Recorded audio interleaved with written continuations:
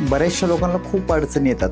त्यातली आपण एक केस जर तुम्हाला मी सांगायचं म्हटलं माझ्या अनुभवानुसार, खूप क्रिटिकल केस होती. म्हणजे होम लोनच्या याच्यातली जवळजवळ 2-1 कोटीचा ते फ्लॅट घेत होते. कस्टमर खूप चांगला होता, इन्कम पण चांगला आहे. आता मेन जर तुम्हाला लोनच द्यायचे कुठल्याही बँकेला तर पहिलं बँक तुमची रिपेमेंट कॅपॅसिटी पाहते, नंतर हे प्रॉपर्टी ह्या सगळ्या गोष्टी येत आहेत. तर त्या केसमध्ये असं झालं होतं की इन्कम तर खूप आहे, पण कस्टमरला माहीत नव्हतं की दरवेळी ITR भरावे लागतात, बँकिंग ठेवावं लागतं. ह्या सगळ्या गोष्टीचं होतं. कारण 2 कोटीचा जर कस्टमर फ्लॅट घेतोय तर नक्कीच त्याची ती कॅपॅसिटी असणार आहे.